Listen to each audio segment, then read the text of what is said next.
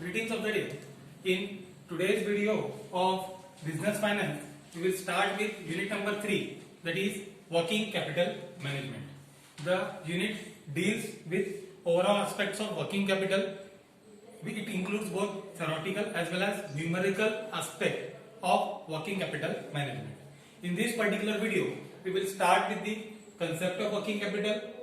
What are the current asset and current liabilities which are key component in working capital management, then definition of working capital as well as working capital management, and lastly needs and objectives of working capital management. These would be the key takeaways from this particular video, starting with the meaning and concept of working capital management. Usually working capital means that part of total assets of the business that changes from one form to another form in ordinary course of business operation. It is also known as circulating capital. Usually working capital refers to the funds which are used during an accounting period to generate current income. Usually the accounting period that means from 1st of April to 31st of the March is considered, or the funds during this period are considered which are used for generation of the income for the business as a part of working capital. Working capital can either be positive or negative. When we say that our working capital is positive, it means that our current assets are more, that is this sign, than current liabilities. Then we can say that our working capital is positive, whereas when our current assets are less than current liabilities, then it would be termed as negative working capital. Negative working capital. Hence, what we can understood that working capital is the relationship between current assets as well as current liabilities.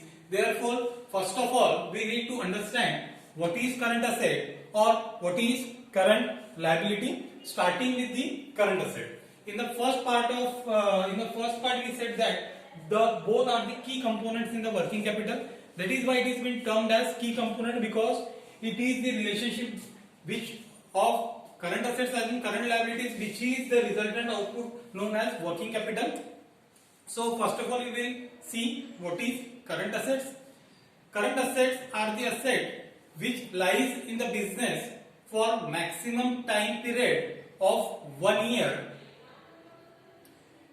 which can be easily converted into cash in that particular financial year. The assets which can be easily converted into cash within 1 year are usually known as current assets. These type of assets are engaged in current operation of the business and normally used for short-term operations of the firm during an accounting period, that is a set of 12 months starting from 1st April to 31st of March. So what are the various examples of current assets? As we all know, there are various kind of current assets which we have gone through in the past years when we were studying. It can be cash in hand, cash at bank, investment, particularly short-term marketable securities only, short-term fixed deposit, raw material stock, finished goods stock, works in progress stock, bills receivable, prepaid expenses, prepaid insurance, tax paid in advance, debtors are the examples which denotes our current assets in the business. Now moving to the current liabilities, similar to the current assets is the concept of current liabilities, the liability of which we have to make payment in between 1 year is usually termed as current liability. The claim which are normally expected to mature for payment from 1 year are current liabilities. It can be even though defined as those liabilities where liquidation is reasonably expected to require use of existing resources properly, can be classified as current assets, or the creation of other current asset or creation of other current liabilities. The liabilities which we usually pay off or which we usually what we can say settle within an financial year are usually termed as current liabilities. It has again a life of 12 months we can say, or a 1 year, that is its life is quite small, or they are not been what we can say stood in our balance sheet for longer duration, that is current liabilities. What can be the examples of current liabilities? It can be creditors, short-term borrowing, bank overdraft, unsecured short-term loan, short-term public deposit accepted by any kind of company, any advance which we have taken from customers, unpaid interest or other charges, what we can say outstanding expenses, and likewise other things can be termed as current liabilities. Hence, by this thing you came to understand what is current asset, what is current liability. Now we can move towards the definition of what we can say working capital. So when we say about working capital, we can define it as the amount of fund necessary to cover the cost of operation of the enterprise. Remember one thing, any kind of business requires to raise at least two types of fund: long-term fund for the purpose of what we can say raising the long-term what we can say assets. But for a regular operation of the business, or we can say that to cover the operating expenses of the business, we need to go for working capital. This type of by this way we can raise our funds. So we can the amount to be required to perform the day-to-day activities of the business, that can also be termed as working capital. For example, we all know that in an enterprise or in an organization there are various laborers and employees working in the organization. At the same time, we have to procure the raw material, we have to have the stock of finished goods, raw material, as well as works in progress. For all these purpose we need fund. That fund is required so that we can run our operation in day-to-day basis, and for that purpose the fund which is available to the business would be known as what we can say working capital. Now moving to working capital management. Working capital management is the management of current assets and current liabilities and interrelationship between them. It is concerned with the problems that arise in attempting to manage current assets, current liabilities, but there is a usual distinction made between the investment decision concerning to current assets and the financing of working capital. What we have said that the amount of fund required for running day-to-day business would be termed as our working capital. So what is then working capital management? It is the management of both current assets and liabilities, so that there would be smooth running of the business in day-to-day operations, and there would not be any kind of issues related to the shortage of fund in day-to-day operations of the business. Suppose that if at any point of time a business is unable to discharge the salaries of employee or is unable to pay the wages of its labor, whether the enterprise can run in long term? Definitely not. And for that purpose, usually organizations go for raising working capital and maintaining it properly, so that they could enjoy the benefit which is required for smoothly running of the organization, and for that purpose the management of working capital is required. Hence, by the word by the phrase working capital management, we here means that management of both current assets and liabilities in such a way that it would result in positive working capital management.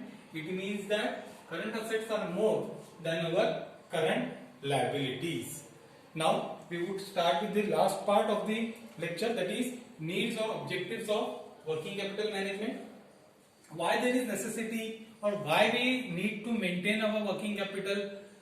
Is there any necessity to have working capital management properly in an organization? The answer is yes. Why? What can be the possible objective of working capital management? The very first objective is your optimal return on the current asset investment. Remember one thing, we are investing some portion in our current assets. What are our current assets in normal due course of the business? We have discussed it earlier. But when we are investing some amount on this current asset, so as a shareholder, we expect that the organization should give a minimum amount of return on that investment. That is why an effective management of working capital is required. Otherwise, if this return falls below the standard, it would result in the loss of the interest of the shareholders. It would result in the what we can say loss of income with respect to shareholders, with respect to organization. Second thing is maximum productivity and profit. Any organization performing in an economic what we can say scenario is usually try to maximize its production so that they can enjoy economies of scale, at the same time to improve its profitability. By having proper working capital management, enterprise can choose to reduce their expenses, which will automatically help them to improve their profitability. This can be the another objective of the working capital management. Then smooth and rapid flow of funds. In any business, there is quite requirement of funds. Usually, day to day, we need to pay as a business a large amount to our creditors, for to various stakeholders for the expenses or for the liabilities which are being raised, and for that purpose we need some amount of capital which can be used on the rotation term or which can be used for operation of the businesses. And this smooth and rapid flow can be done by only working capital management. By properly managing our working capital, we can make an arrangement in which we can see there would be a smooth flow of the fund in the organization. Then to meet all normal as well as abnormal needs. So what can be the possible normal needs of the business? We can say that paying regular expenses, or what we can say having proper what we called it as regular expenses of the business, paying regularly salaries and wages of the employees, and paying regularly interest of the borrowings which the business has made. For this purpose we need fund. That fund can be generated from working capital. That was what we can say first criteria. Second thing can be abnormal needs. What can be the possible abnormal needs? For example, suppose that in an organization, due to some reasons there is an strike, and due to this strike we can see that the organization is suffering from lack of production, as there is no production. Definitely after a limit, the stock of the goods with the finished goods with the company or other organization would end, and at that point of time, how the company would bear the expenses which are regularly to be paid by the organization? For example, interest, for example, salary of the employees who are not on the strikes. So for this purpose, we need working capital so that we can meet these kind of needs. Even though in some criteria, suppose that the company made an accident or the organization has an employee who made an accident during the working hours,